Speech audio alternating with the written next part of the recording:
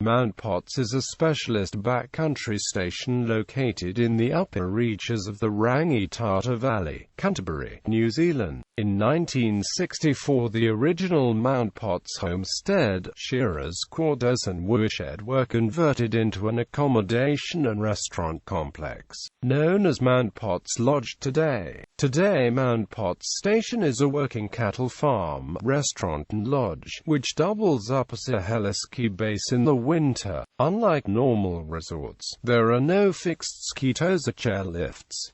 Instead, vertical transport is provided by snowcats and helicopter. The ski area covers 660 hectares and includes steep faces, chutes, rocks to drop off cornices, wide open powder bowls and gullies. Mount Potts is an hour's drive from Methven and 2 hours drive from Christchurch. Although Mount Potts is on private land, it has an easy access point from the Mount Somers Road. The area is becoming more popular with tourists after the filming of the Lord of the Rings trilogy. Of special interest to these tourists is the small hill in the center of the plain, called Mount Sunday, which was the home of Edoras in the films. A recently added trek route has been put in so people can walk up to Mount Sunday and even climb it in relative safety. Lord of the Rings trilogy. A fully realized set for Edoras was built on Mount Sunday. The production crew took 9 months to build the set at the top of sheer cliffs, constructing Golden Hall and surrounding buildings at the top, with the gatehouse and more buildings at its foot. At the end of filming, the set was dismantled and the area returned to its natural state, although none of the actual set remains. The spectacular views of Mount Sunday sitting all alone in an expansive river plain surrounded by the Southern Alps still attracts hundreds of visitors each year. History. It was not until 1911 that Mount Potts became a station in its own right. Earlier, it was a part of Hakatere, the original run, which bordered the northern boundary of Mount Possession, and it took in lands between the Rangitata and Potts rivers and extended north to the Ashburton River. For a period its western boundary extended as far as the Clyde and Lawrence rivers, to join Stronach-Ruby, while land adjacent to the Rangitata above the Potts River was first explored by Tripp and Ackland. The majority of Hakatere country was explored by Thomas Potts, accompanied by F. G. P. Leach and Henry Phillips, Jr. Thomas Potts, a partner in the London gunsmiths, Brandon M. Potts, emigrated to New Zealand at the age of 30, arriving in 1854. Later he married the daughter of Henry Phillips SNI, who was then the owner of Rockwood in the Rangitata Valley. Potts invested capital in Rockwood and ran cattle there, although he and his wife lived at nearby Valehead.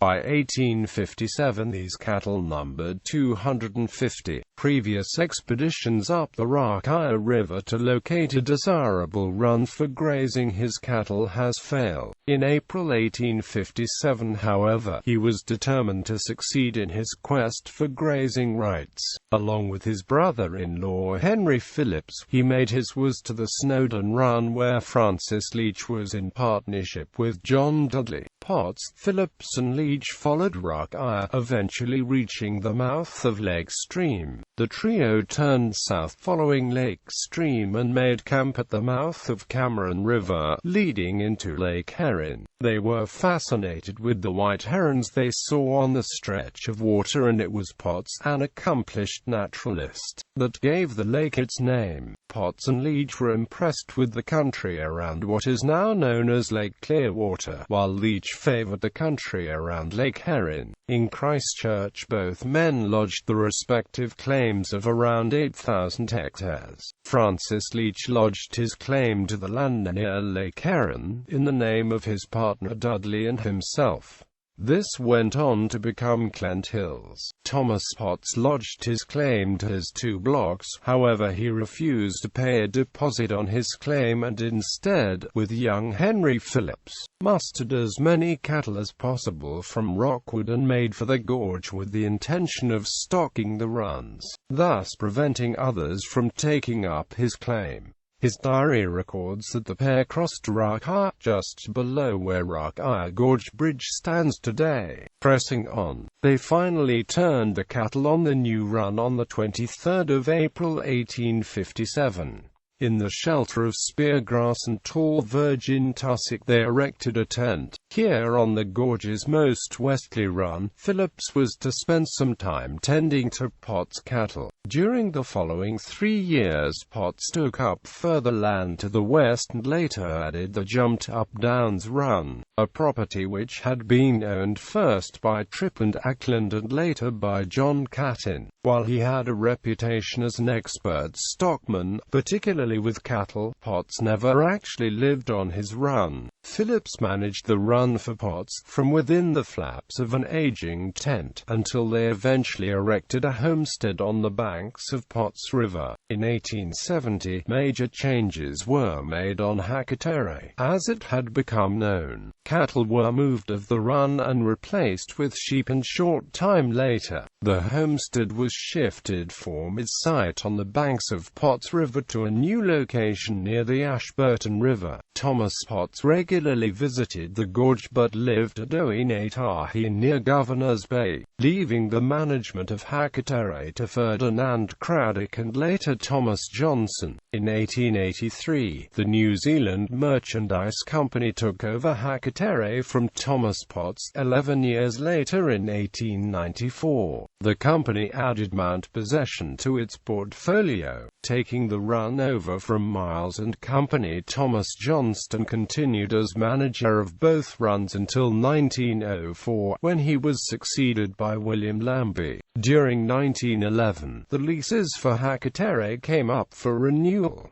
Divided into 2 parts, the run was put to a ballot. The part that faced Ashburton, where the homestead and much of the freehold was located, continued to be known as Hakatere, while the remaining half, lying between Potts and Rangitata rivers, was secured by the Johnston family and renamed Mount Potts. In 1924, the property was purchased by Cotty Burden for $30,000 including stock. Cotty, who was to hold Mount Potts until 1939, had won a scholarship to Oxford University, studying for only a year before enlisting at the outbreak of the Great War. Returning to New Zealand, he was advised that the future lay in the high country. Cotty has been described as an eccentric but vastly entertaining man, and stories abound of both his wit and forgetfulness. At the conclusion of the school holidays, he offered to take his housekeeper's daughter to Christchurch. Driving through the gate that she opened for him, Cotty proceeded to Christchurch and finally remembered his passenger when he reached his destination and discovered her luggage. On another occasion, he climbed to the top beat of the automaster before realizing he had forgotten his dogs.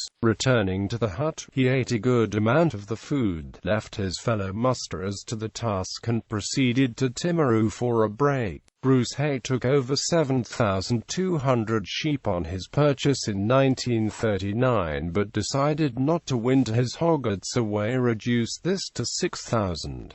Bruce and his wife, Kathleen, were married in 1940 and returned home by foot carrying the presents over the partially constructed Potts Bridge. Within a short time Bruce joined the NZ forces overseas, where he served with distinction. Throughout the war, Kath lived at Mount Potts employing managers to run the property. In 1947 the property was sold and run with Mount Possession and Hakatere for a 10-year period. Early in this time many of the best river flats were washed away in a series of floods. Grazing, estimated at around 1,500 ewes, was lost. Arthur Urquhart from Erefon bought the lease in 1957. At this point, Mount Potts was regarded as an uneconomic unit required to be run with a neighboring station. In 1964, he exchanged a freehold area at Erefon for a spearfish recreational lease of 70 acres and a ski field area at Mount Potts. Naming this Erefon Park, he developed the ski field area and converted the original Mount Potts homestead, shearers' quarters and woodshed into an accommodation and restaurant complex.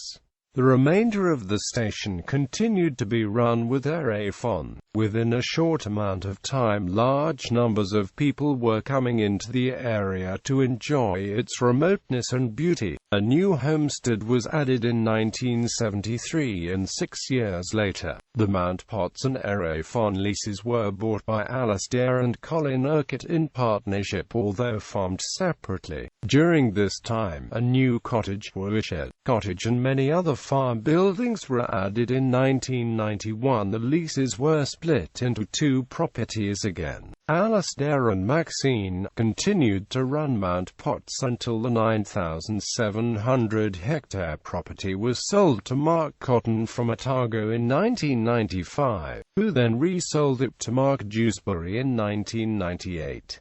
At first, Dewsbury secured a contract to supply merino wool to Icebreaker. However, Dewsbury later removed all the sheep and a large portion of the deer farmed and restocked with cattle to produce Angus beef for niche Japanese markets. He also went through the land tenure review, relinquishing most of the property to the Department of Conservation and retaining 1,200 hectares of freehold land, which is the Mount Potts station of today.